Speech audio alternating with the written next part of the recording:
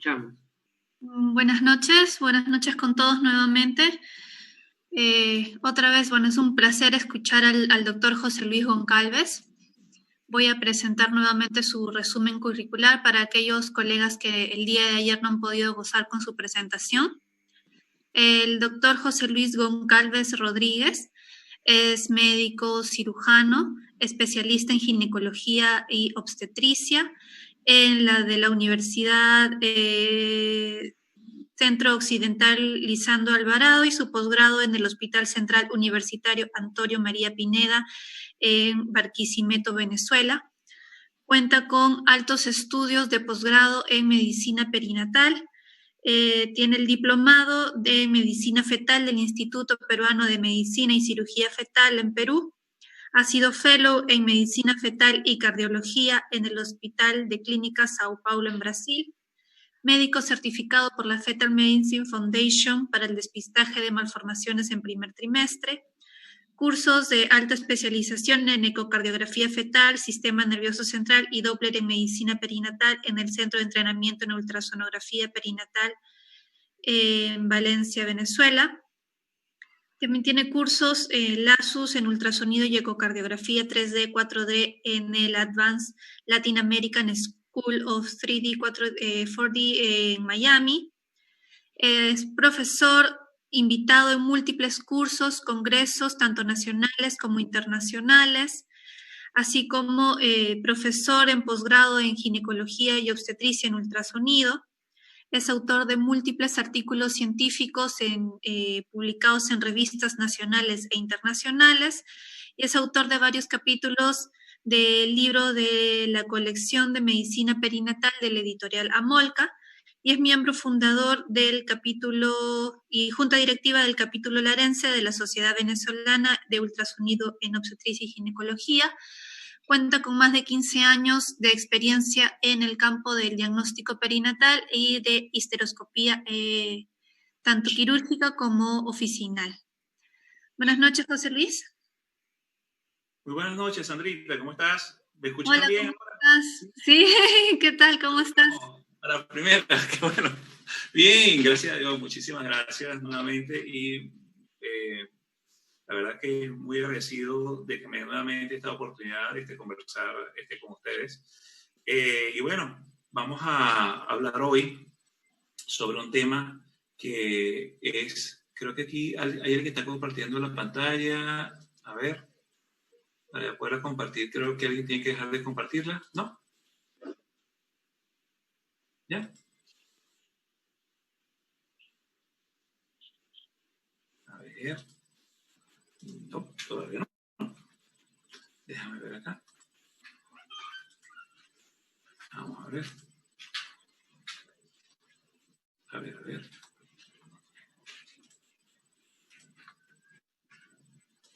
Ahora sí. Perfecto. Vamos a ver entonces. Buenísimo. ¿Todo bien la presentación? Sí, la estamos viendo. Buenísimo. Bueno, este es un tema que la verdad es que es bastante amplio. Hablar de todas las patologías que hay a nivel del sistema nervioso central, la verdad es que es bastante complejo. Sobre todo porque cuando nosotros revisamos la literatura de cuáles son las anomalías más frecuentes, realmente lo más frecuente es lo que más se ve. Y lo que más se ve es la anencefalia y la espina bífida.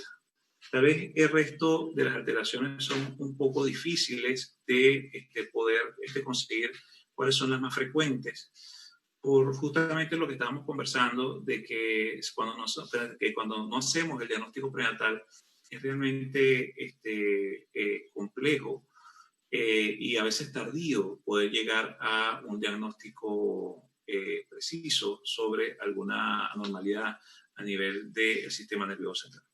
Entonces, en vez de hacerles un paso rápido por muchísimas de las patologías, me voy a tomar la licencia de tratar de tocar tres aspectos que son realmente bastante importantes, como es la parte de la anencefalia y la espina bífida, que son patologías que, aparte de ser las más frecuentes, son las más fácilmente diagnosticables, pero que tenemos que diagnosticar. Y la valoración de la fosa posterior, porque es también una de las más frecuentes y tal vez una de las más complejas en cuanto a la parte del estudio. ¿Ok? Entonces, vamos a comenzar por acá entonces con lo que es la parte, dame un segundito, a ver, ya un momento, dame un segundito. Bueno, vamos a comenzar entonces con lo que es el primero, con lo que es la definición de la exencefalia y de la anencefalia. ¿Ok? Entonces, como nosotros podemos ver, este que está acá es un feto en tercera dimensión, aproximadamente 12-13 semanas. Ya cuando lo vemos a simple vista, pues podemos observar que hay una alteración a nivel de los huesos en su parte frontal. Podemos observar la presencia de tejido cerebral que está expuesto ante el líquido cefalorraquídeo, y que en este momento estamos hablando de una exencefalia, que no es otra cosa sino que la ausencia de la calota fetal y de la piel que están por encima de las órbitas. ¿Ok? Esto, a medida que va pasando el tiempo y que el tejido va cambiando el pH, pues va haciendo que cada vez ese tejido cerebral se vaya disolviendo poco a poco y que vayamos llegando a lo que es la anencefalia, que es la ausencia total de la calota, piel, meninges y del prosencéfalo. Entonces, como podemos observar, esta es una secuencia en la cual normalmente comenzamos con la presencia de tejido cerebral y posteriormente, por los mismos cambios bioquímicos que se van a ir presentando de esa masa cefálica con el líquido, pues entonces vamos llegando a lo que es la anencefalia. ¿Ok? Entonces, vamos por acá. Su incidencia es una incidencia bastante alta, de 1 en 1000 embarazos a nivel mundial. Y aparte de eso, esta patología, junto con la patología a nivel de los defectos de la columna, pueden ser resueltos, pueden ser prevenidos en un porcentaje muy importante de los casos, siempre y cuando se tomen las previsiones de lo que es el uso del ácido fólico antes de que las pacientes comiencen con el embarazo. Es decir, lo ideal sería que ya nuestra población tuviese en ciertos alimentos que estuviesen enriquecidos con este ácido fólico, para que de esta manera pues, pudiésemos tratar de disminuir la incidencia que puede haber sobre esta patología. Entonces, vamos a ir un poquitico a hablar sobre lo que es la parte de la embriología y podemos observar que la anencefalia es un defecto que se va a producir principalmente acá, que es en el cierre del neuroporo anterior, y que esto se va a dar entre el día 23 y 26 postconcepcional. Postconcepcional, ya que es importante tener en claro la diferencia entre lo que es las semanas postconcepcionales y las semanas que nosotros manejamos a nivel ecográfico, que son las semanas por fecha de última menstruación. Y esto es importante mencionarlo porque muchas veces cuando nosotros estamos revisando literatura o estamos revisando libros de embriología, se nos puede presentar esa diferencia. ¿Ok? Entonces, existen factores de riesgo. Sabemos que la anencefalia entran factores o elementos multifactoriales que más del 95% de los casos no tienen antecedentes, como ya lo hemos hablado anteriormente con la mayoría de las patologías que se presentan a nivel del sistema nervioso central. Que uno de los factores más importantes es el déficit de el ácido fólico, y que esto es algo que no es nuevo. Esto es el año, desde el año 1970 y algo, finales de los 60, ya se hablaba sobre esto. El hecho de que tengamos antecedentes de espina bífida en el primer embarazo, de que tengamos problemas de diabetes gestacional, de que tengamos una obesidad materna, son también elementos que pueden ayudar a que tengamos que estar más pendientes con estas pacientes de hacer una valoración exhaustiva, sobre todo en el primer trimestre, para que así podamos llegar a diagnósticos más precisos. La detención prenatal de la anencefalia por medio de la ecografía es prácticamente de un 100%. Y digo de prácticamente porque se han pasado casos. A mí, por ejemplo, me pasó un caso que me llegó a las semanas 22 del embarazo para una ecografía en cuarta dimensión. ¿Y cuál es la sorpresa cuando le estamos haciendo la ecografía y no conseguimos polo cefálico o lo que son la parte de las estructuras óseas? Y simplemente porque en ese momento pues la persona tal vez que la había valorado previamente no tenía la experiencia suficiente o no hizo los cortes adecuados para poder determinar que había una patología bastante severa. Entonces, nuevamente, hacer hincapié en la importancia que tiene hacer una valoración completa del sistema nervioso central en todas las edades gestacionales, ¿ok? Y no solamente eso, sino que también pueden haber elementos que en un momento determinado nos pueden condicionar para que podamos detectar o no alteraciones a nivel de defectos de este tubo neural, como son la calidad y generación. Esto lo dejo. Actualmente, a pesar de que tal vez no contemos con equipos de ultrasonido de alta gama en nuestro consultorio, les puedo asegurar que los equipos que tenemos actualmente son mucho mejores que los equipos con los cuales se empezaron a hacer estos diagnósticos ecográficos ya hace varias décadas. Y que por lo tanto, con un poquitico de paciencia, un poquitico de esmero, podemos hacer diagnósticos bastante precisos. La experiencia del personal que realiza el estudio en edades gestacionales muy tempranas, el volumen de líquido amniótico, parece mentira, pero cuando hay demasiado líquido amniótico a veces cuesta también poder hacer el diagnóstico. Igual, obviamente, cuando hay muy poco líquido amniótico.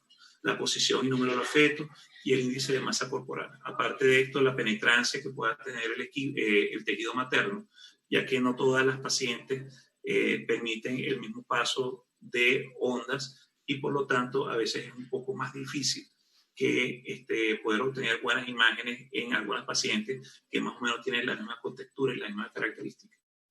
Por eso es importante que nosotros debamos aprender a utilizar nuestros equipos, aprender a optimizarlos, aprender a utilizar su tecnología para que de esta manera podamos hacer una valoración y un estudio particular en cada una de las pacientes y que podamos optimizar la imagen para cada una de las pacientes que estamos observando, para de esta manera poder obtener diagnósticos más precisos al respecto. ¿Ok? Entonces, ¿qué características comunes van a tener la exencefalia y la anencefalia? Primero, vamos a observar que hay ausencia de la calota fetal. Segundo, que vamos a tener ojos que son muy saltones, ¿ok? Ojos bastante grandes, ojos proctósicos. Y aparte de eso, vamos a obtener o vamos a poder ver que existen un rostro que es bastante característico, que es lo que se llama un rostro de batracio, ¿ok? Todas estas características nos van a poder hacer la presunción de que estamos en presencia de una anencefalia o una exencefalia. Y la característica diferencial entre los dos va a estar dado es por la presencia o ausencia del tejido cefálico, del tejido nervioso por encima de las órbitas. Así entonces aquí podemos ver como este fetico de 12-13 semanas en un corte coronal podemos ver las órbitas que están un poco más grandes. Fíjense esta imagen que se ve acá, que es el tejido cerebral que nos recuerda tal vez una boina, ¿ok? Y que por lo tanto estamos observando un encéfalo que está expuesto y que por lo tanto, estamos hablando de una esencefalia. ¿Ok? Las alteraciones que vamos a conseguir, o estas alteraciones las vamos a conseguir principalmente en el primer trimestre, ya que por la exposición que tiene el tejido cerebral a medida que va avanzando con el líquido cefalorraquídeo, pues simplemente este tejido se va disolviendo y llega un momento en que no va a haber presencia de él. Entonces, para que nosotros hablamos de los hallazgos ecográficos en el primer trimestre, vamos a tener un tejido nervioso que está presente, que es encefalia, los contornos anormales de la cabeza que están ausentes y que la cabeza tiene un aspecto abierto, irregular y aplanado. ¿Okay?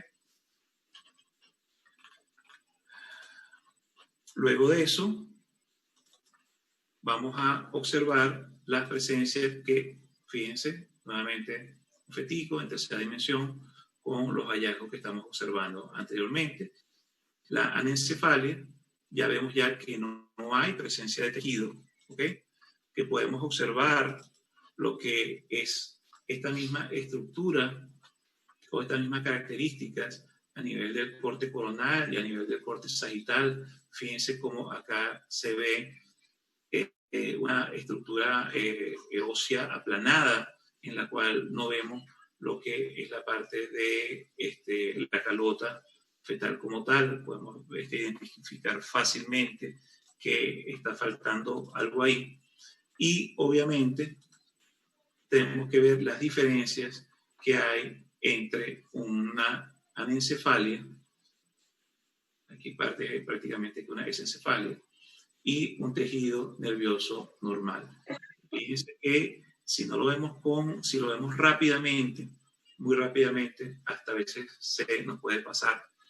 Y aquí es importante también hacer un llamado a que nos tomemos el tiempo para hacer la valoración de nuestros fetos.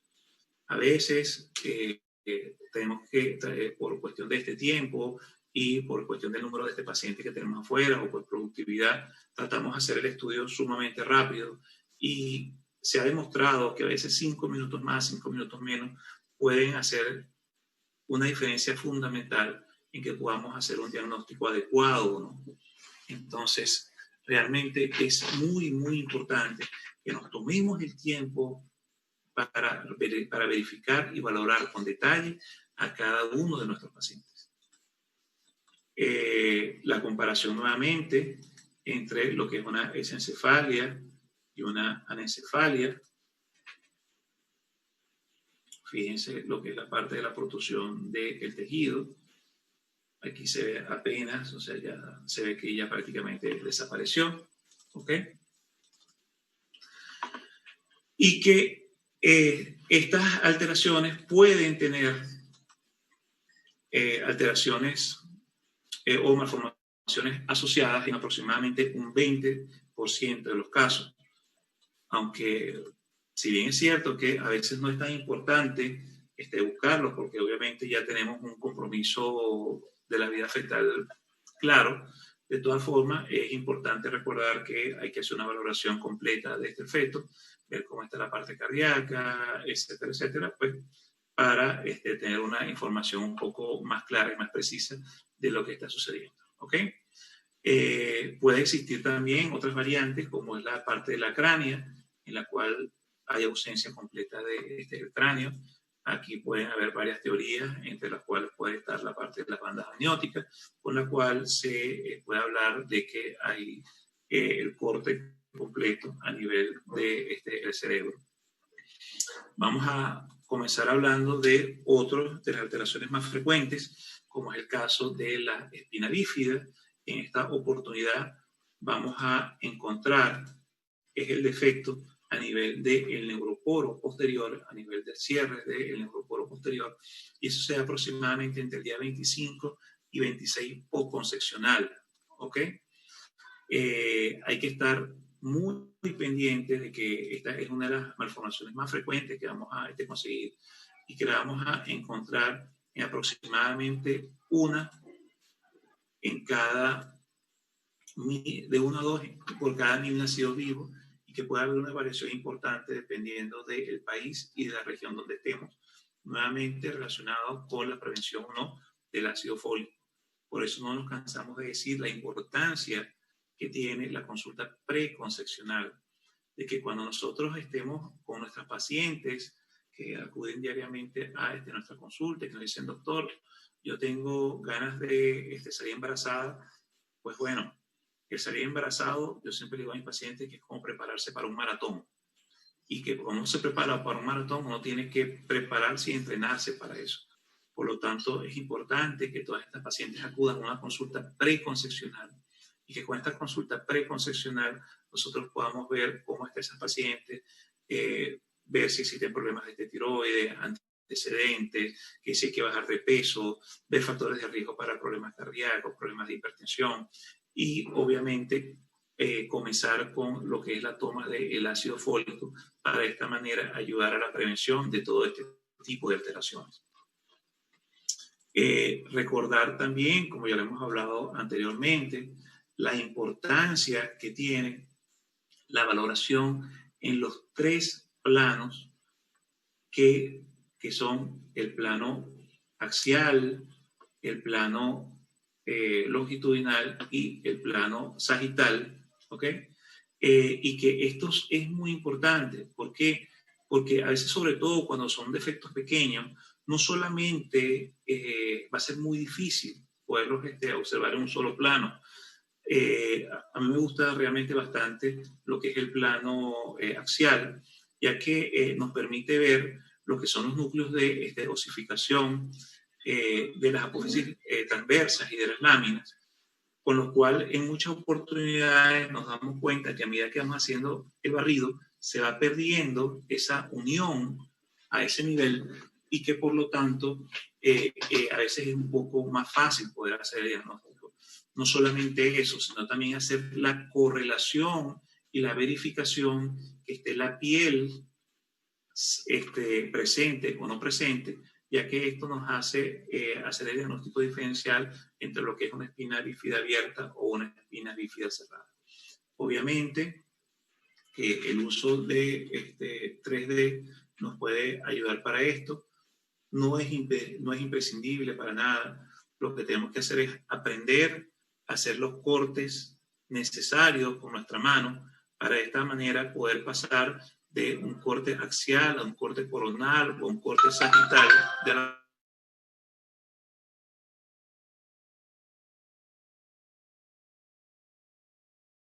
No puede ser. ¿Aló? Ajá. ¿Me están escuchando? Que te lo perdí. Sí, sí te estamos escuchando. Ah, listo, perfecto. Lo que pasa es que... Perfecto, continuamos entonces. Muy bien. Entonces, importantísimo, ¿verdad? Que cuando estemos hablando de los defectos, pues principalmente hablar de lo que es el Arnold-Chiari tipo 2, en el cual hay un defecto de la columna, que ese defecto de la columna nos está originando que una pérdida de líquido cefalorraquídeo y que esa alteración a nivel del líquido cefalorraquídeo nos va a originar cambios que se van a reflejar a nivel del cerebro fetal y que son cambios que muchas veces son más evidentes que el mismo problema que hay a nivel de la columna y que por lo tanto tenemos que acostumbrar nuestro ojo a ver cómo está esa calota, cómo es la forma de ese cráneo fetal, ya que es mucho más evidente poder observar tal vez el signo de limón o el signo de la banana que observar de entrada el defecto que pueda haber a nivel de la columna. Entonces, importantísimo, muy pero muy importante que por favor recuerden ver la forma, recuerden lo que dijimos ayer, que la elaboración del sistema nervioso central debe hacerse por capas, desde una parte más externa, que es la parte del cráneo, e ir introduciéndonos poco a poco para que podamos hacer una valoración cada vez más precisa de lo que son las estructuras cerebrales. ¿Cuándo empezar a estudiar la espina bífida? Desde hace ya varios años, el doctor Chaoui publicó un trabajo muy interesante en la cual él mencionaba lo que es lo que es un marcador que vino a ganar bastante relevancia, como es la translucencia intracraneal. Entonces, nosotros podemos decir que la valoración de la espina bífida o de los problemas a nivel de la columna se pueden comenzar a hacer entre las semanas 12, 13 del embarazo, 11, 12, principalmente entre las 12 y 13, en la cual es más evidente que podamos ver estas estructuras. Yo particularmente, a mí me gusta siempre hacer la valoración de mis pacientes en el primer trimestre, entre las semanas 12 y 4 días, 12 y 5 días, 13, 13 y 1 día aproximadamente. Porque me parece que es el momento ideal, ya que vamos a poder obtener si bien es cierto que perdemos cierta sensibilidad por lo que es la parte del diagnóstico de cromosomopatías, ganamos muchísimo en lo que es la parte del diagnóstico probable de cardiopatías, ya que nos va a permitir ver con más claridad el corazón fetal y a su vez también nos va a permitir ver con mucha más claridad signos como son la valoración de la fosa posterior, la cual nos va a ayudar para poder hacer un diagnóstico mucho más preciso de alteraciones a nivel de la columna. Y se los digo porque este casito en particular fue un casito que nos llegó de una paciente, una segunda gesta, su primer embarazo sin ningún problema. Pues la verdad es que fue una no grata sorpresa cuando le dijimos a la paciente que el nené venía con un problema a nivel de la columna, y la sospecha la hicimos, no fue por la valoración directa a nivel de la columna, que es un defecto que cuando se busca es bastante evidente, pero que a veces es muy difícil de conseguir porque el feto puede estar colocado su parte dorsal sobre la columna o sobre el tejido placentario o sobre el tejido miometrial, por lo cual a veces es realmente bastante difícil poder hacer esos diagnósticos. Por eso es fundamental que nos apoyemos nuevamente en lo que es la valoración del estudio de la fosa posterior, de la cual vamos a comenzar a hablar en los siguientes minutos. Entonces, cuando nosotros hablamos del estudio de la fosa posterior, siempre viene la pregunta de rigor, que es ¿qué es lo más relevante o cuál es el mejor método para que nosotros podamos realizar este estudio? Actualmente existen dos vertientes importantes, que son el corte sagital versus el corte axial. Y si nosotros realmente nos ponemos a ver, realmente estamos viendo la misma estructura, pero de dos puntos de vista diferentes, de dos ángulos diferentes. Yo particularmente, yo soy un defensor o un amante, más que un defensor, del corte medio sagital, porque el corte medio sagital, primero que de por sí cuesta bastante conseguirlo y realmente que nos da muchísima información. No solamente la información que vamos a obtener para riesgos, porque recuerden que en el primer trimestre no estamos haciendo diagnósticos de cromosomopatías o de problemas cardíacos, sino que estamos obteniendo, son pacientes con riesgos, al igual que los problemas de hipertensión, al igual que los problemas de amenaza de este parto prematuro, etcétera, etcétera.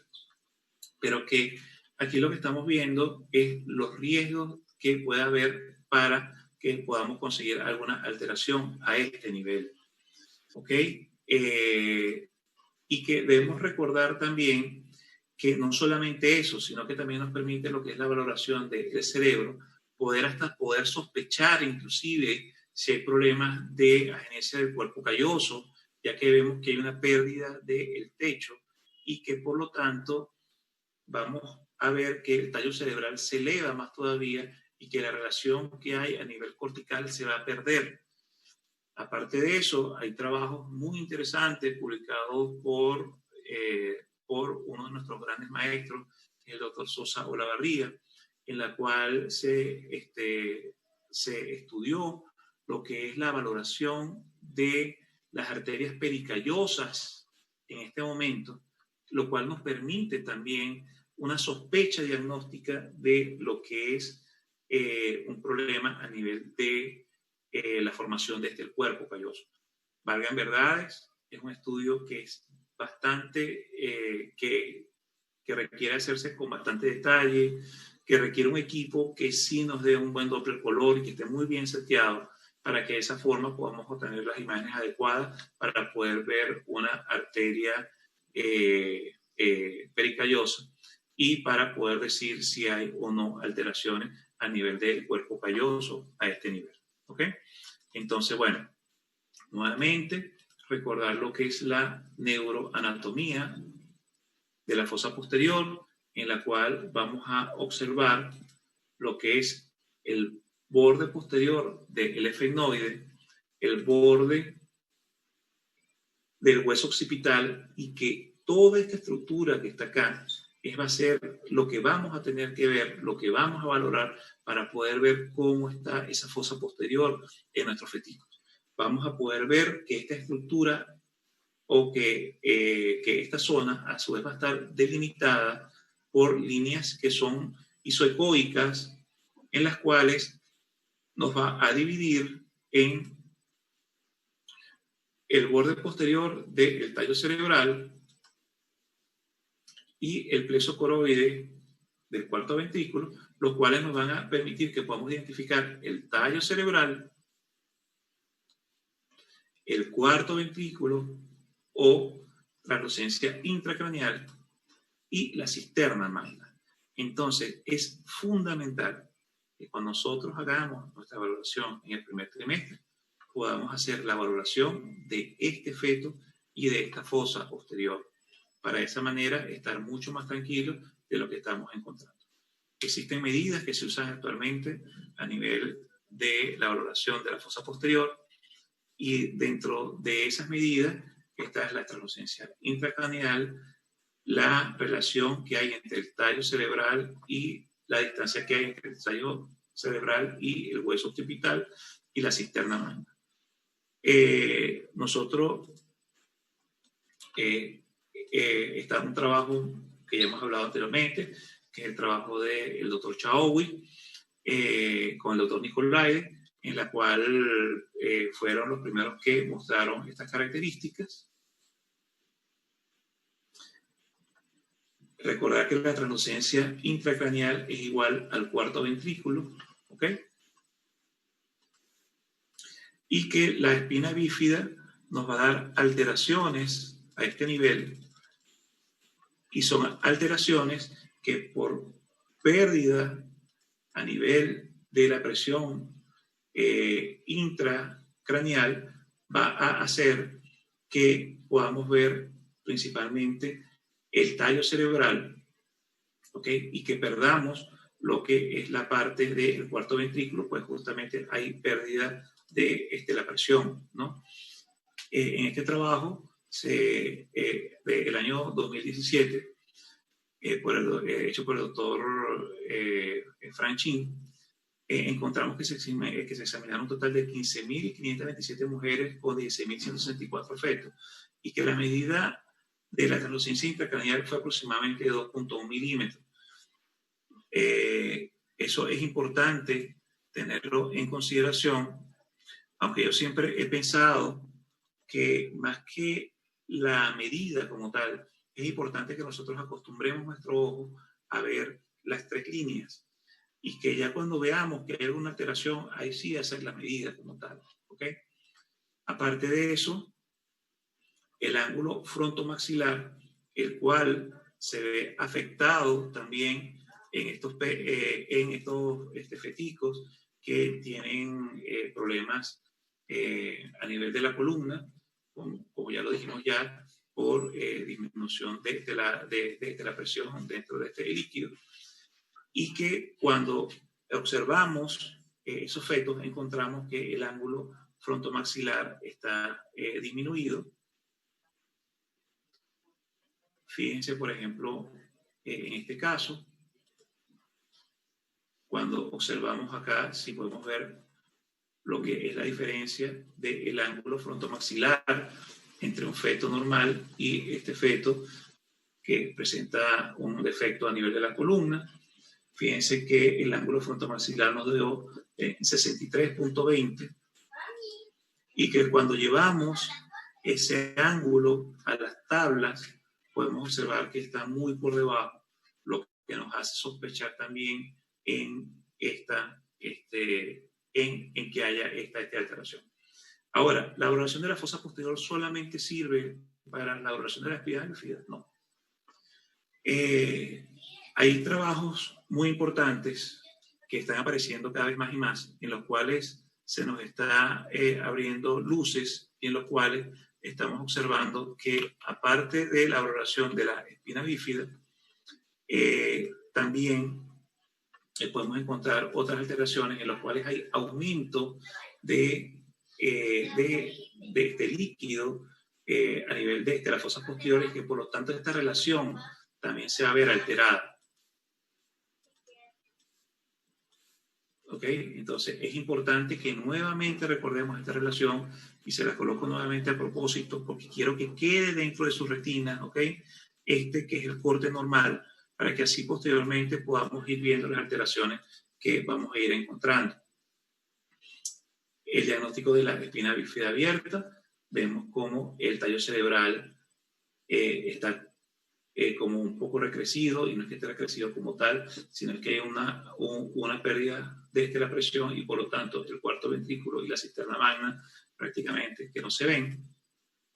Recordar que hay alteraciones que nos van a dar una espina que nos van a dar una fosa posterior pequeña, como son las malformaciones de Arnold-Chiari, síndrome de Juber, una romboencefalosinapsis, atrofia cerebelosa, pero también hay alteraciones que nos van a dar malformaciones grandes o que nos va a dar una fosa posterior grande, como puede ser una malformación de Dandy-Walker, una variante de Dandy-Walker, un quiste de la bolsa de Blake o una megacisterna magna.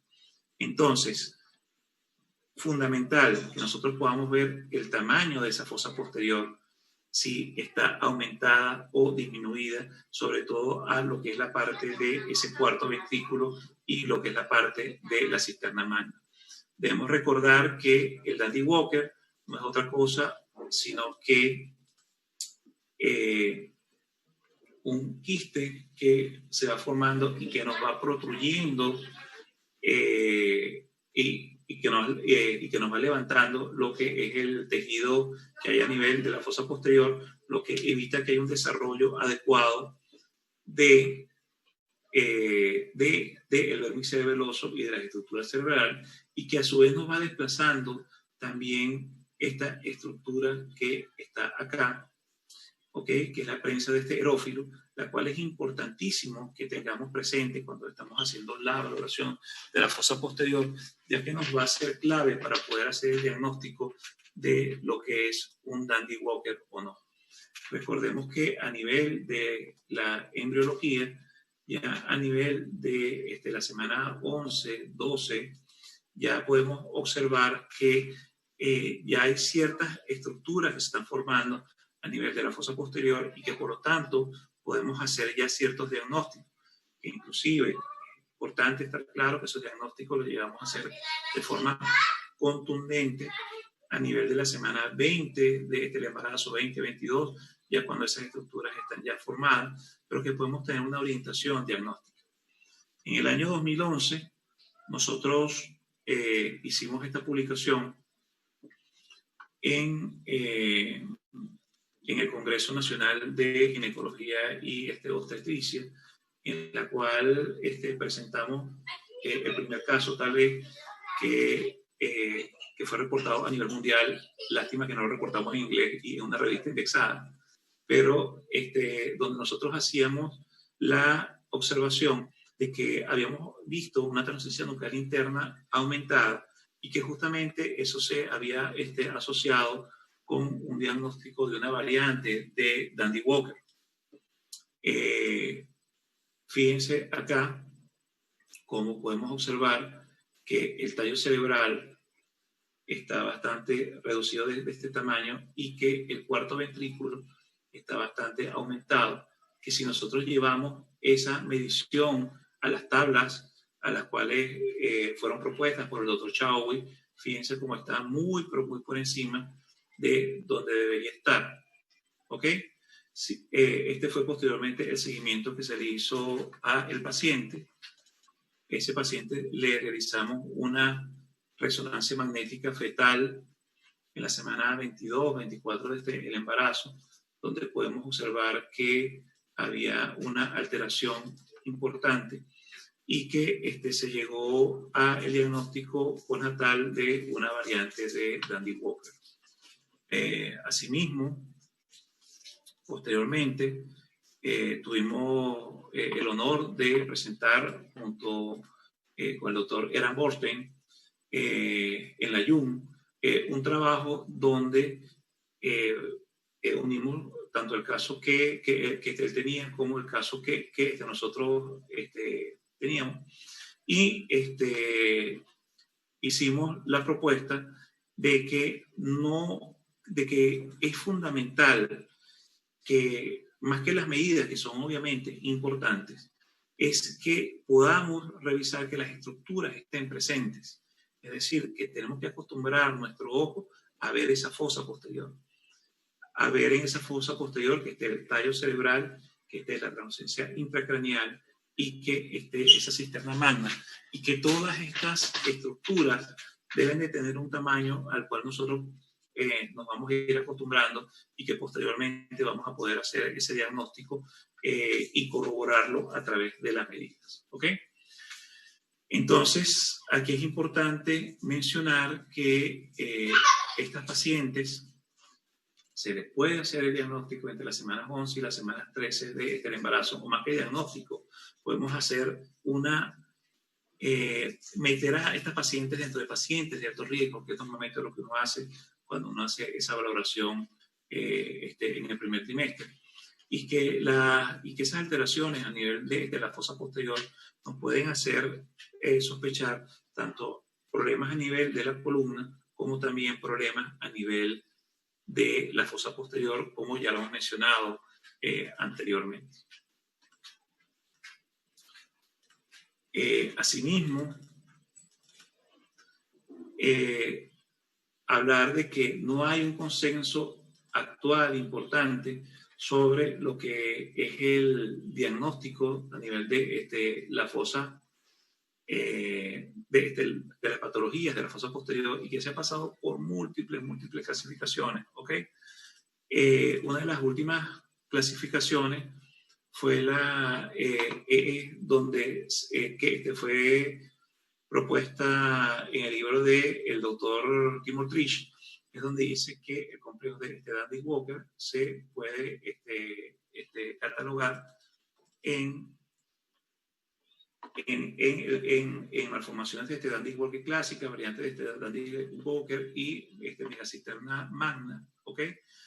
Y que la podemos catalogar a su vez en alteraciones que podemos conseguir con un cuarto ventrículo abierto, como son las malformaciones de Dandy Walker, hipoplasia de vermis cerebroso y la megacisterna magna.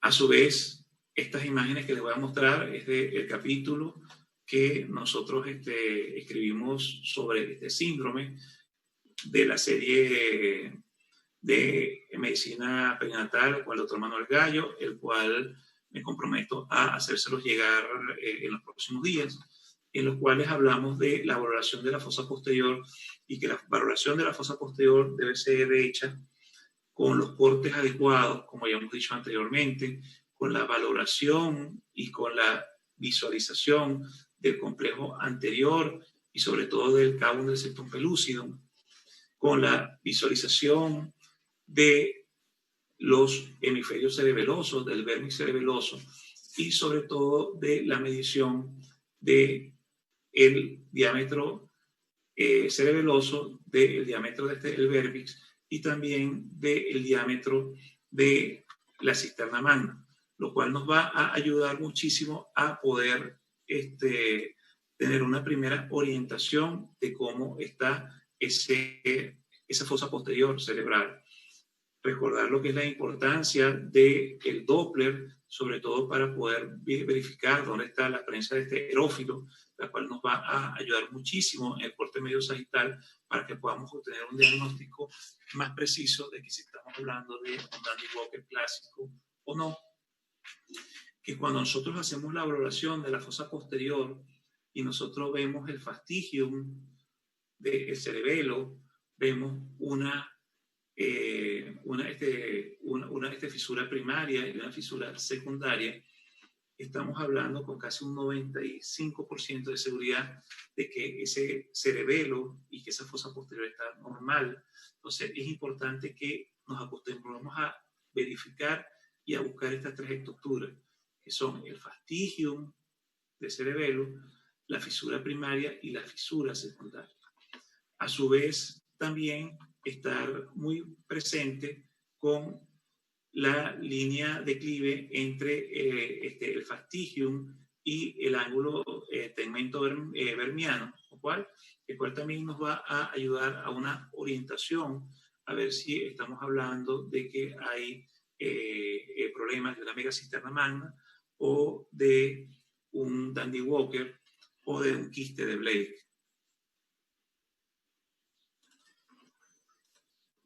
Aquí, por ejemplo, fíjense lo que es la medición. Obviamente también tomar el diámetro anteroposterior y el diámetro craniocaudal del cerebelo para que así podamos hacer diagnóstico de la que son hipoplasias cerebelosas, etcétera, etcétera. Lo que es la morfología que podemos conseguir, fíjense, por ejemplo, esta que está acá es una malformación. Fíjense cómo podemos ver acá que el vérmice cerebroso no se ve, pero vemos una imagen como si fuese una cerradura, la cual nos hace pensar de que sea una megacisterna magna, de un quiste de este Blake, a diferencia de esta, en la cual podemos observar que los hemisferios cerebelosos están mucho más separados en vista a que la magnitud del quiste que está movilizando las estructuras cerebrales y que nos permitió el desarrollo del vérmice cerebeloso es mucho mayor que la que podemos observar en esta patología, ¿ok? A su vez, verificar el ángulo que vamos a observar. Fíjense acá como el ángulo está bastante aumentado en 62. Normalmente cuando nosotros hablamos de que hay un Dandy Walker, normalmente vamos a conseguir un ángulo que son muy superiores a 40, 50, 60, ¿ok? Por la misma característica que estamos hablando. Y fíjense este detalle acá importante, que es la prensa de erófilo. Esta imagen fue cortesía del doctor Gustavo Malinger. Fíjense acá, como vemos este punto, como vemos acá, como la tienda del cerebelo está completamente elevada, a diferencia de esta que está acá, que es la bolsa de Blake, que son las imágenes que vimos anteriormente. Fíjense cómo lo que es la prensa de esterófilo está colocada normalmente, y vamos a ver que está colocada normalmente porque normalmente está a nivel del sitio de inserción de los músculos de la nuca, y vamos a observar también cómo el ángulo es muchísimo menor. Estamos hablando de un ángulo aproximadamente de unos 25 o 20, ¿ok? Lo cual nos puede ayudar también a la orientación. En cuanto a la conclusión, no me queda otra cosa que decirles que la ecografía en general es un mundo apasionante, un mundo que hay que ir valorando y que hay que ir estudiando cada vez más y más y más, y que a medida que nos vayamos adentrando en él, nos van a ir haciendo falta mejores equipos. Pero que el equipo, si bien es cierto, es una parte importante para que podamos hacer un diagnóstico, también lo complementa el conocimiento. Recordar que cada una de las pacientes que nosotros vemos, debemos dedicarle el tiempo suficiente para verlas, para hacerle una valoración exhaustiva y para estar tranquilos de que esa paciente no va a presentar ningún tipo de alteración, sea a nivel cardíaco, sea a nivel renal, sea a nivel del sistema nervioso central. Nuevamente, no me queda otra cosa sino que darle mi más sincero agradecimiento por permitirme estar con ustedes y por permitirme compartir estos minutos. Muchísimas gracias a todos y si tienen alguna pregunta, pues con muchísimo gusto los podemos responder. Gracias, José Luis, por tu excelente presentación, igual que siempre. Gracias por dedicarnos tu tiempo, sé que es bastante valioso. Así que, a ver, abrimos la ronda de preguntas a través del chat o a través del micrófono abierto. Si alguno de los doctores tiene alguna duda. Doctora, buenas noches. Buenas noches. ¿Cómo está? Doctor José Luis, muy agradecido por su exposición, muy extraordinaria. Doctor, si de los 3 cortes básicos axiales tuviéramos que decir quién nos da más información, podríamos decir que el tercer corte de trance cerebroso centrado en la fosa posterior y teniendo alineado el cabo del septum pelúceo, ¿debería ser el mejor corte de esos 3, el que nos da más información? Entonces, de repente, en esta época de pandemia, donde tenemos que hacer la cosa un poco más rápida. Mira, yo te diría que no hay un corte mejor. Yo te diría que cada corte valora algo en particular. ¿Ok? ¿Y por qué te digo esto, no? Porque cuando nosotros observamos y estamos valorando el corte transventricular, estamos viendo lo que es el atrium ventricular. Y recuérdate que el atrium ventricular es la primera estructura que se va a alterar cuando hablamos de que puede haber una ventriculomegalia, ¿ok? Mucho antes inclusive que la fosa posterior. Entonces, yo te diría que lo que debemos hacer es tratar de practicar cada vez más los cortes, porque cada vez lo vamos a hacer más rápido. Y te hago la observación, porque yo me recuerdo que luego de acudir a mis primeros cursos de ecocardiografía fetal, que ya hacía ya varios años, la primera vez que yo metí a una paciente a hacer un ecocardiograma fetal, duré casi 50 minutos haciéndose. Las pacientes que estaban afuera casi matan a la paciente que estaba adentro, pues por todo el tiempo que tardé, ¿no? Y a medida que se va pasando el tiempo, uno va agarrando mano e inclusive va tomando memoria muscular de los cortes que uno va haciendo, ¿ok? Y lo va haciendo sin pensar, ¿ok? Entonces, más que hablar de que un corte es más importante que otro, yo te diría que cada uno de los cortes tiene su importancia y que es importante que dominemos cada uno y que a medida que lo hagamos más rápido, que lo hagamos mayor número de veces, lo vamos a hacer mejor y lo vamos a hacer más rápido. ¿Ok? Gracias. Tenemos mensajes de varios colegas de felicitación por tu excelente ponencia. La doctora Joana Rangel dice que es paisana tuya. Ah, qué bueno. Hola. Mucho gusto. ¿Alguna otra pregunta de los colegas? Aló, ¿me escucha? Doctor Arturo, un placer. ¿Cómo está usted? Doctor Galvez, muy grato haberlo escuchado y me siento contento de haberlo conocido. Es usted un doctor con mucho conocimiento, y lo principal de todo, a veces no es saber tanto, sino saber transmitir lo que se sabe. Y muy bien. Quería hacer una pregunta acerca de el mielomeningocele, ¿no? Bueno. Necesariamente todo mielomeningocele va a tener las características de las que se observan en la cabeza, porque si bien es cierto, cuando hemos comenzado a hacer ecografía, a veces siempre tenemos miedo que se nos pase un mielomeningo por las características, pues está posterior, puede haber poco líquido, entonces se nos puede pasar. Entonces, cuando el doctor Nicolaides publica su trabajo ¿cómo se llama? De la cabeza de limón, del cerebelo de la banana y la ventriculomegalia, entonces ya se nos comenzaron a pasar menos, porque es lo primero que vemos cuando evaluamos un paciente y hacemos la ecografía morfológica. Comenzamos de arriba abajo, lo que nos sorprende, ¿no? Entonces vamos a buscar inmediatamente. Pero siempre me dio la duda de que pudiese haber mielomeningocele y la parte estructural de la cabeza ser prácticamente normal, o siempre es patológica. No, mira, ahí va a depender de dos elementos principales, ¿no? Primero, obviamente, el tamaño de la lesión a nivel de cuántas vértebras esté tomando, ¿ok? Porque eso va a hacer que de una manera u otra haya mayor pérdida de este líquido, ¿no? Mientras mayor pérdida de líquido haya, pues obviamente se va a presentar el enclavamiento y por lo tanto se va de este cerebelo y por lo tanto eso ayuda también a que haya esas alteraciones a nivel del cráneo, ¿no?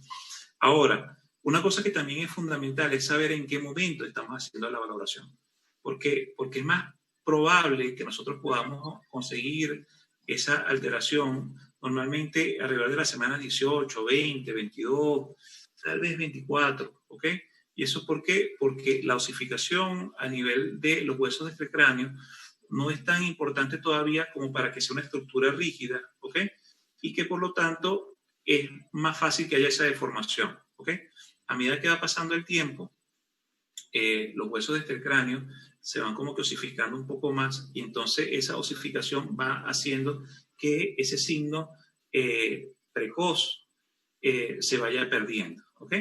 Entonces, ¿en qué momento es más fácil que nosotros podamos conseguir ese signo? Normalmente en la semana, en la ecografía morfológica, alrededor de la semana 18, 20, 22, 24. Una paciente que nos llegue alrededor de la semana 30, 32, 33, realmente es un poco difícil que lo podamos conseguir, ¿ok? Gracias.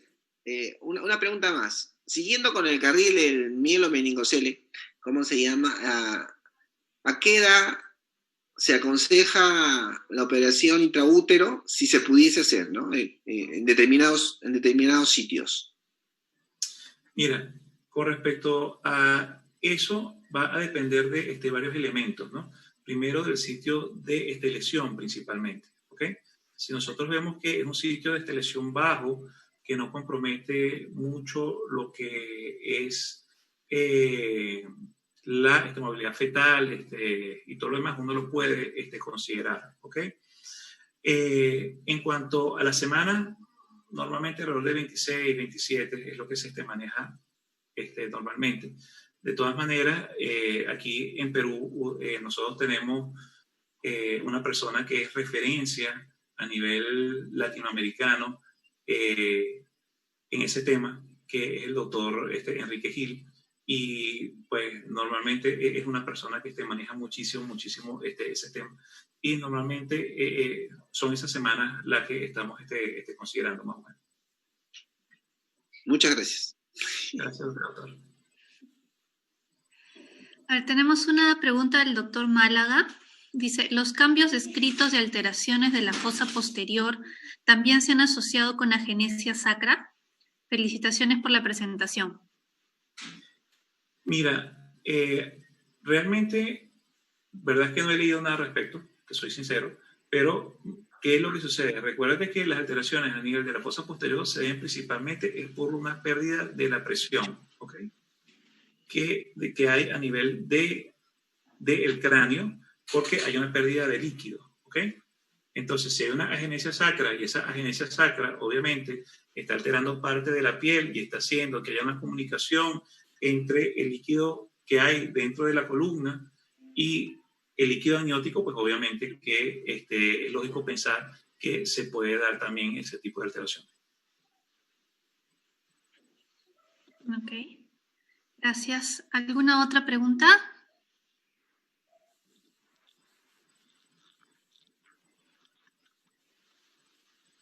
Creo que no, ya, si gustan pueden abrir el micro o seguir haciéndolas por el chat. Buenas noches. Hola, Sandrita. Hola, buenas noches. ¿Qué tal? Una pregunta. Yo no estuve muy atenta a la primera presentación, pero dentro de la evaluación que se hace a los fetos, ¿tienen que necesariamente evaluar el cuerpo calloso? ¿Es parte de la evaluación del sistema nervioso? Pregunto esto porque hay casos, a raíz de un caso, después revisé algún otro, que de niños que han nacido en nuestro hospital que han tenido alteraciones posteriores al parto y que alrededor de los 2 meses de nacimiento les han diagnosticado agenesia de cuerpo calloso. Ok. Bueno, una cosa interesante es que cuando nosotros hablamos de una ecografía básica, nosotros hacemos una valoración indirecta del cuerpo calloso. Y esa valoración indirecta es a través de la valoración del complejo anterior y de la presencia o no del cavum del septum pelúcido. La ausencia del cavum del septum pelúcido nos puede hacer sospechar en que haya alteraciones importantes, principalmente la agenesia desde el cuerpo calloso. Ahora, existen alteraciones que son tal vez un poco más difíciles de conseguir, como puede ser la hipoplasia del cuerpo calloso, ¿ok? Que la cual es bastante difícil porque realmente uno muy poco mide lo que es el cuerpo calloso como tal, a no ser que uno vea alguna anormalidad como tal, y que por lo tanto uno haga una neurosonografía avanzada, ¿ok? Entonces, la pregunta es, ¿nosotros hacemos una valoración directa o en todos los casos está indicado una valoración directa del cuerpo calloso? Sí lo está, pero de forma indirecta, a través de la visualización del cavum del septum pelúcido, y si nosotros vemos que hay una ausencia o que hay una variación en cuanto a la morfología de él mismo, entonces ahí sí vamos y tratamos de obtener los cortes medios sagitales, etcétera, etcétera. Ahora,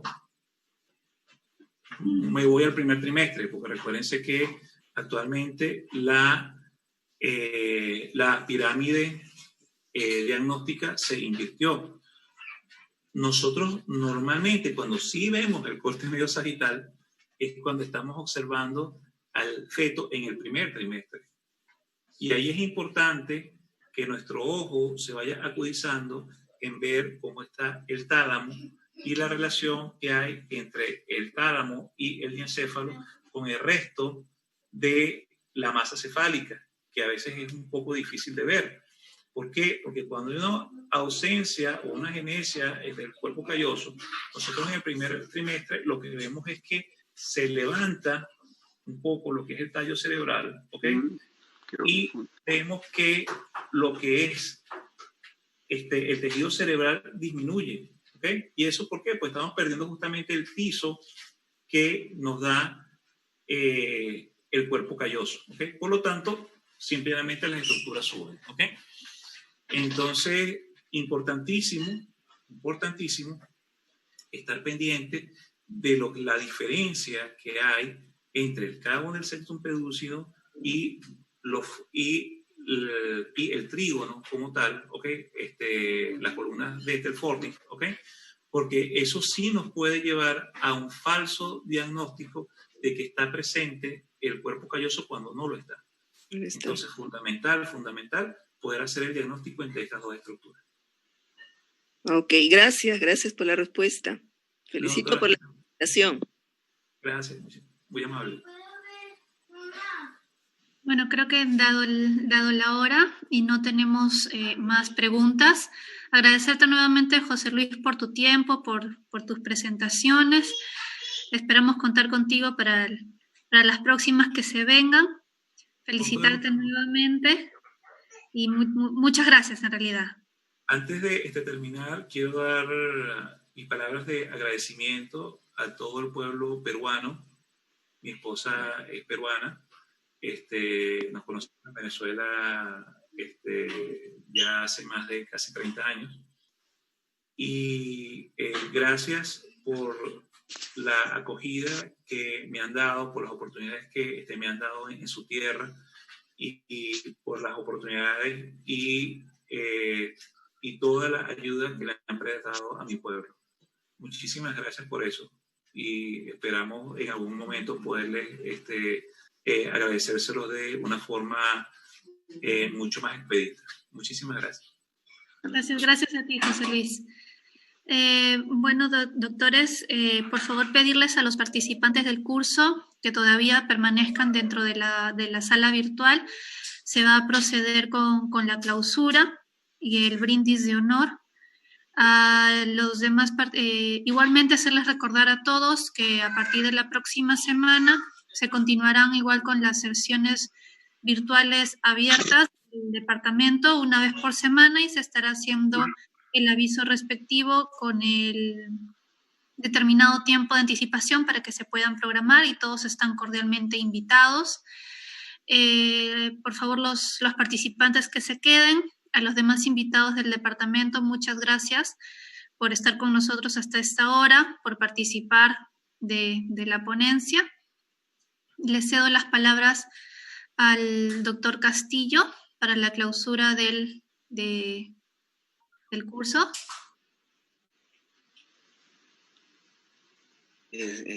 Bueno, la clausura, preclausura, porque creo que hay otros invitados que van a hablar de clausura. Bueno, en primer lugar, quiero dar las gracias a todos los expositores, ¿no? Como la hipoxia, ¿no? La hipoxia que comienza a atacar el sistema nervioso central y lo hace de atrás para adelante. Vamos a darle gracias al doctor Congalvez, el doctor Guamán, ¿no? Y el doctor Gil, y a todos nuestros colegas que han participado, en este primer curso virtual mixto, ¿no? Porque todavía no termina el curso, ¿no? O sea, es la primera parte del curso, ¿ok? Después quiero hacer felicitar a los alumnos que han confiado en nosotros, ¿no? Algunos los conocemos, algunos no. Nuestros residentes, ¿no? Que siempre, cada vez que me ven, creo que quieren que les haga un curso, ¿no? Se ha prestado para esto, pues, ¿no? Dar las gracias a nuestra jefe de departamento también, que siempre empujando el carro, ¿no? De los cursos, de las innovaciones, siempre está con nosotros. Al doctor Delgado, que es un gran motivador con respecto a estos eventos. A Sandrita, nuestra próxima jefe del área materno perinatal. A Jesús también, ¿no? Y a todos los que de alguna manera han participado en hacer exitoso la primera parte de este curso, ¿no? Y en segundo lugar, algunas reflexiones, ¿no? Hace 20 años cuando enseñaba ecografía, le decía a todo el mundo, ¿no? Esto todo el mundo tiene que saber, no solamente los ginecólogos. ¿De dónde creen que salió la ecografía? Se lo hemos quitado a los radiólogos. Y los ginecólogos lo hicimos florecer. Entonces, cuando venían los alumnos, ¿no? Porque nosotros enseñamos varios sistemas, entonces le decían, tú que vas a ser urólogo, tienes que dominar tu ecografía y tu próstata. ¿Tú qué hacer? Y al final es así. La unidad de cuidados intensivos ha florecido también cuando el especialista tiene el ecógrafo o la máquina en su mano, lo hace florecer, ¿no? Pero por muchos años los radiólogos no han querido que salga eso ahí. No sé, parecía que lo habían secuestrado. Entonces, cuando los especialistas han comenzado a agarrar esa máquina, lo han hecho florecer. Y miren cómo lo hemos hecho florecer nosotros, ¿no? La parte quirúrgica y la parte de medicina fetal, ¿no? Entonces, y actualmente, como recordaba Delgado, nada se mueve sin una ecografía, ¿no? Verdaderamente es una seguridad, porque con tantos problemas legales tenemos que ya no estar supeditados pues a la probabilidad. La medicina es probabilidades. Si tú tienes la probabilidad de que sea un apéndice 80%, lo operas, pues no vas a esperar. Pero de repente no es un apéndice, porque hay una probabilidad de 20%. La ecografía nos hace subir la probabilidad de éxito en el diagnóstico, y eso nos da seguridad, y tanto bien para la paciente como para nosotros, ¿no es cierto? Por eso esta rama de la medicina es importantísima el día de hoy. Es un procedimiento que no causa daño, ¿no? La onda ultrasonográfica, como nos enseñó Sandrita, pues con la justa produce un poco de calor. Y para que dañe un feto o un embrión tan pequeñito, ¿no? Tendría que tener mucho tiempo de exposición, mucha alta frecuencia, específicamente, ¿no? Pero nosotros no llegamos a tanto, ¿no es cierto? Entonces es muy importante. Bueno, quiero decirles que el hospital siempre va a estar abierto para todos ustedes, ¿no? Nuestro hospital es un hospital docente, ¿no? Siempre nos hemos jactado en la parte ginecológica que nuestro hospital es docente. Y actualmente todos los asistentes creo que hemos sido, ¿no? Hemos sido alumnos del María Auxiliadora. Bueno, yo me despido por el momento de ustedes y nos vamos a encontrar en otra oportunidad. Una oportunidad un poco más tranquila, ¿no? Muy bien. Gracias a todos. Gracias, Arturo.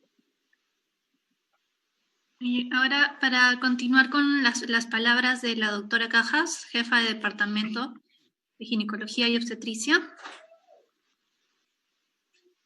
Buenas noches con todos. Creo que Arturo ya se adelantó y dijo mucho de lo que tenía que decir. Y quiero resaltar, en primer lugar, el entusiasmo del grupo que hace ecografía en el departamento y que es liderado por Arturo, que es una persona que le encanta la ecografía. Yo creo que esa es y por eso habla hasta de florecer. Primera vez que le escucho decir eso, pero creo que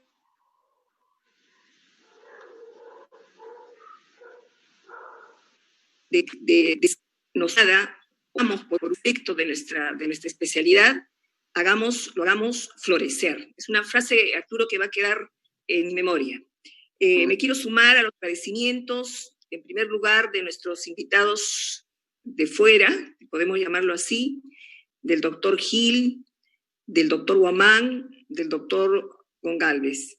Y quiero también felicitar a todos y cada uno de los que han expuesto, del staff de ecografía. Y voy a mencionarlos.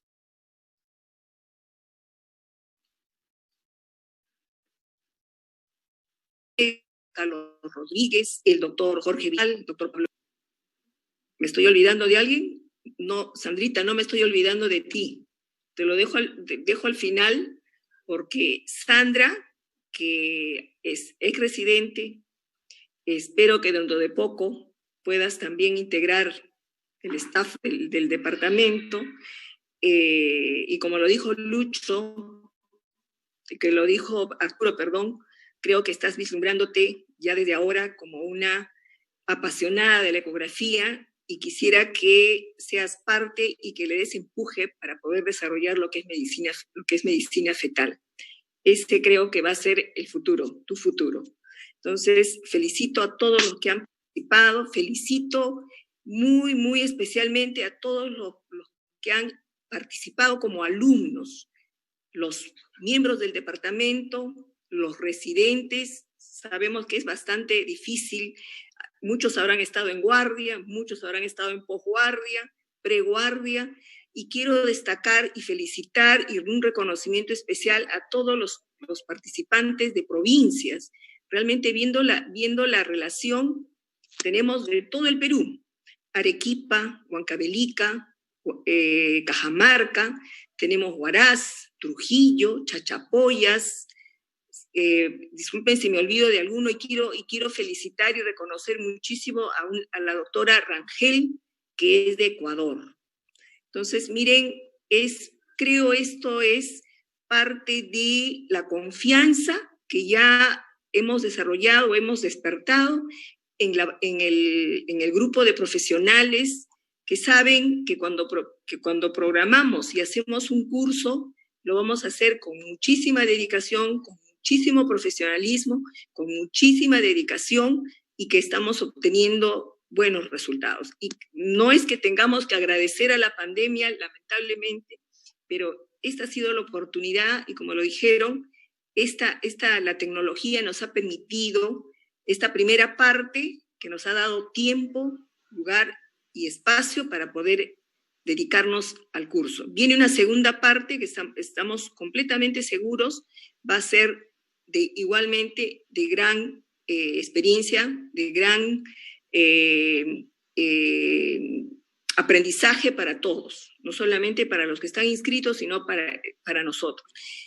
A nombre de la gestión de todo el departamento y a mí en mío propio, les agradezco a todos y cada uno Me parece que la doctora Oshiro no ha ingresado. Jesús, ¿podrías decirnos?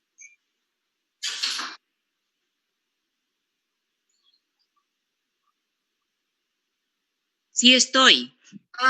Doctora Oshiro. Todavía no soy homicida. Bueno, yo quisiera, Sandrita, felicitarte por la conducción de varias de las charlas. Realmente muy bueno tu trabajo y me place realmente cederle las palabras a nuestra directora, la doctora Susana Oshiro, que hemos estado conversando y comentando mucho de lo que se ha visto en este primer curso. Esto nos va a dar lugar a que haya mucho más cursos y que esperemos que tenga la misma acogida que hemos tenido por este primer curso. Muchas gracias a todos. Doctora Oshiro tiene el micrófono para poder clausurar nuestro primer curso. Muchas gracias. Buenas noches con todos. Doctora Ana María Cajas, jefa del Departamento de Ginecobstetricia. Doctor Carlos Delgado, jefe del Servicio de Ginecología. Doctor Arturo Castillo, médico asistente del Servicio de Ginecobstetricia, profesor y maestro de muchos en ecografía ginecobstétrica. Doctora Sandra, colegas todos que participan de este curso del hospital y a nivel nacional. Felicitarlos realmente por este curso que ha tenido bastante acogida, más de 30 participantes, no solamente del Departamento de Ginecobstetricia del hospital, sino médicos a nivel nacional, lo cual nos indica, ¿no?, la importancia que tiene este curso para los especialistas. Verdaderamente, la ecografía y el ecógrafo no es trabajo del radiólogo. En los países desarrollados, cada servicio, neumología, gastro, neuro, tienen ecógrafos, ellos manejan ecógrafos. Y lo que hacen los radiólogos es pura radiología intervencionista.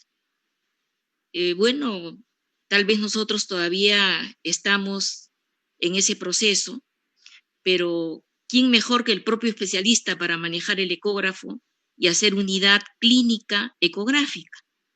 Y estamos viendo con este curso las precisiones que van ustedes teniendo con la ecografía, y realmente es como ver a través de la pared abdominal.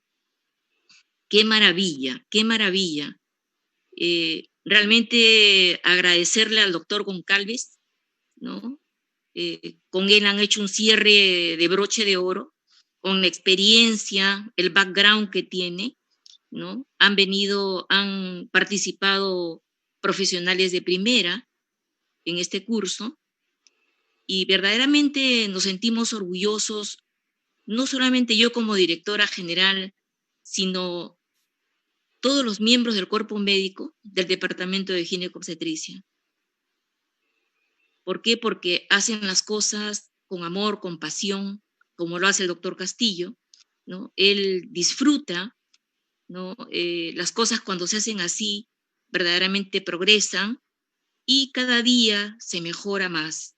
Y este procedimiento, este método diagnóstico, realmente es pues aparato y, digamos, operador dependiente. O sea, si uno realmente le gusta, realmente estudia, profundiza, va a llegar a obtener mucha información de este método diagnóstico. Y realmente, como dijo la doctora, me parece Sandra al inicio, es como el estetoscopio al clínico, el ecógrafo al ginecobstetra. Yo realmente me siento feliz y voy a hacer un comunicado a todos los miembros del cuerpo médico, el éxito que ha tenido este curso, todavía a medias porque falta la parte práctica por razones de la pandemia, pero que es de mucha utilidad y enriquecedor para todos los participantes, y Dios quiera que con el tiempo se unan más los médicos a nivel nacional para participar de estos cursos en beneficio de las pacientes. Muchas gracias por todo, Dios los bendiga, sigan progresando, y en la vida todos los días se aprende hasta que uno se muere. Muchas gracias. Muchísimas gracias. Muchísimas gracias, doctora Susana Oshiro, por sus palabras, y realmente nos sirve de mucho estímulo, y sabemos que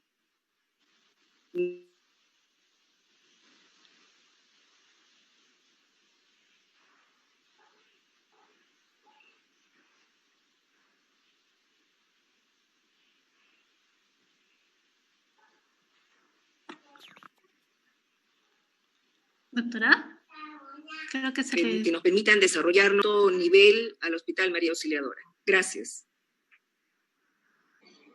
Un aplauso. Muchas gracias por las palabras de todos los jefes de la directora, la doctora Susana Oshiro. Pedirle por favor a los doctores... Carlos. Sí, doctora. Sandrita. Sí, doctora, creo que se le va la señal. Ahí está Juan Carlos. Sí, doctora. Vamos con Sandrita, a ver, vamos a pedir a los... Bueno, antes de que cierren el curso, yo quiero...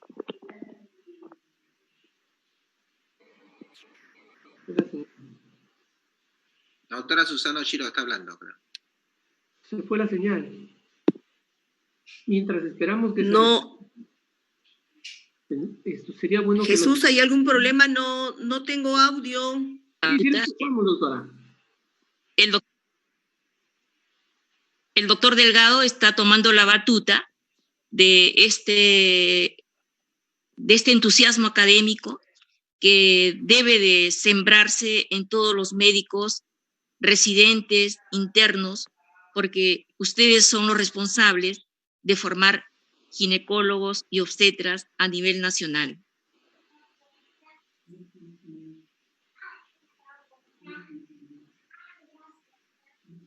¿Aló? Se pierde el enlace, ¿no? Escuchamos.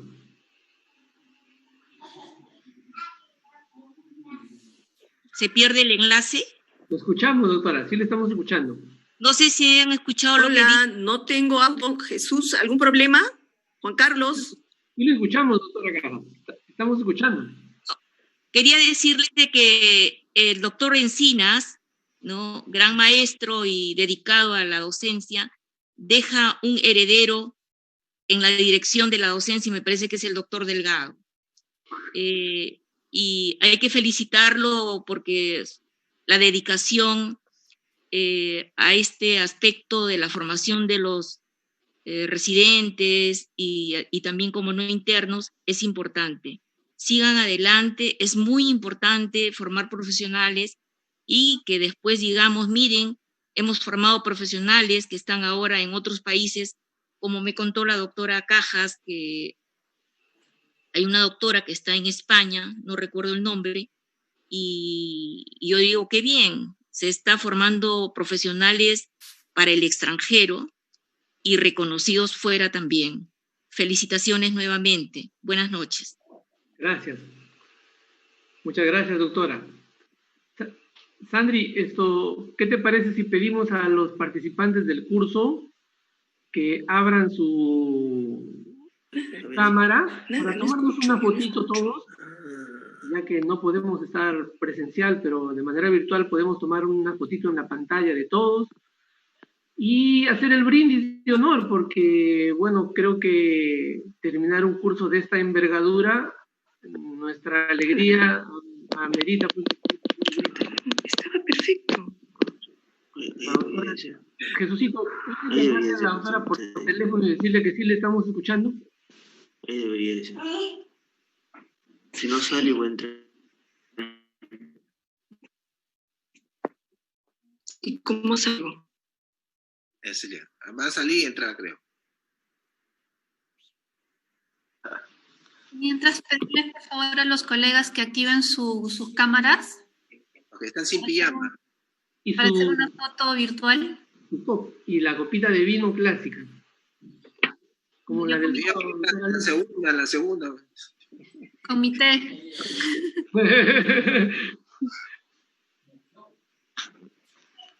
El doctor Antonio tiene su botella. Ponlo para carnet para cuando vengan al hospital. Ahí, no. Doctor, acá en Huaraz producen una artesanal, una colección de 8 tipos de cervezas, de Sierra Andina. Tiene que traerlo. Sí, voy a llevar una caja de 24 botellas. Creo que falta el doctor Víctor Valer, la doctora Verónica Champi. Fabio, prende tu cámara. Esperemos que se vaya conectando la doctora Cajas, también creo que está teniendo un pequeño problema ahí. ¿Ya escuchan? Ya los escucho. ¿Hubo algún problema técnico? No, Barretito también falta que abra su cámara. Ya, ahora sí, ya. Bueno, tenemos toda nuestra copita de vino para hacer el brindis.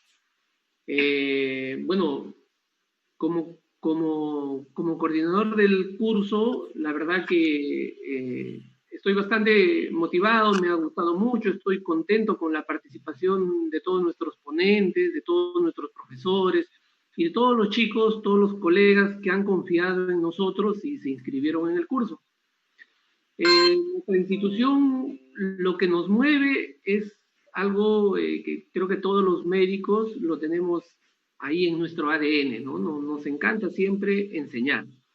El médico que no le gusta enseñar, que no le gusta docencia, creo que es un médico incompleto, ¿no? Para estar completos, tiene que gustarnos dar lo que tenemos o lo que recibimos. Y bueno, eso es lo que nos motiva a todos nosotros los que formamos este grupo humano Hospital María Auxiliadora para organizar este tipo de cursos con la finalidad de mejorar las habilidades, mejorar los conocimientos, mejorar las destrezas de toda la gente de nuestro hospital y de todo nuestro país, y por qué no, de toda Latinoamérica. Esto nos ha llevado a organizar ya, este es nuestro 4º curso. Organizamos primero nuestro curso de piso pélvico con gente del extranjero, tuvimos mucha convocatoria, luego organizamos nuestro curso de cirugía laparoscópica, donde trajimos incluso al doctor Itelar de España, tuvimos mucha convocatoria. Nuestro 3er curso fue el curso de histerectomía vaginal, donde también tuvimos mucha acogida, y este es nuestro 4º curso. Todos, creo, con excelente acogida y donde aprendimos muchísimo, y bueno, lo que hemos tratado de hacer es de que nuestra institución, nuestro hospital, siga consolidándose a nivel nacional y a nivel latinoamericano como una institución líder en capacitación, líder en que todos en dar de sí lo mejor de sus conocimientos académicos para nuestros colegas, la comunidad académica nacional e internacional, ¿no?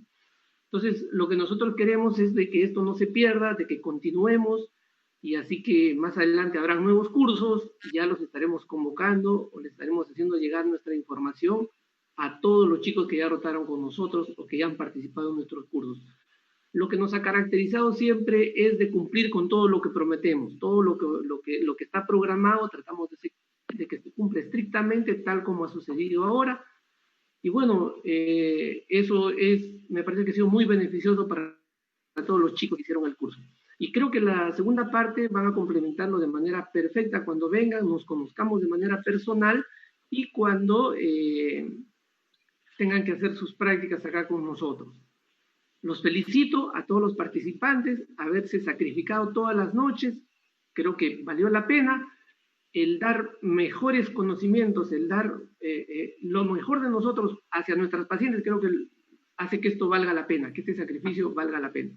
Muchas gracias a todos nuestros ponentes, sobre todo los ponentes invitados de fuera, los nuestros, y a todos los chicos que participaron. También un agradecimiento especial a las autoridades, ¿no?, de nuestro hospital, la doctora Oshiro, la jefa de departamento, la doctora Casas, porque sin su apoyo tampoco pues hubiésemos andado.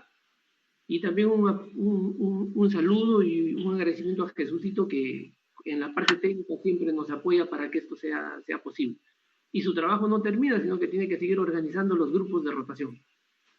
Otra cosa más, a todos los chicos absolutamente todas las ponencias, así que por favor revísenlas bien para que cuando vengan tengan todos los conocimientos teóricos y saquen el mayor provecho posible a su rotación.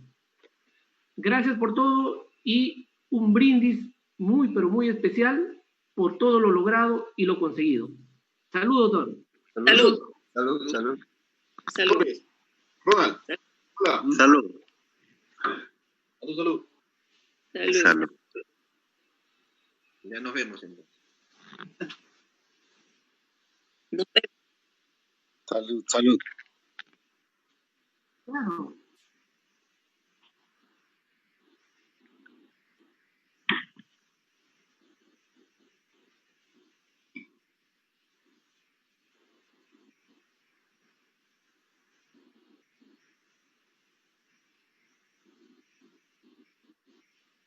Gracias, gracias, Jesús. Gracias, Jesús. Bueno, ya Jesucito me ha hecho acordar que desde mañana tenemos que planificar el siguiente curso.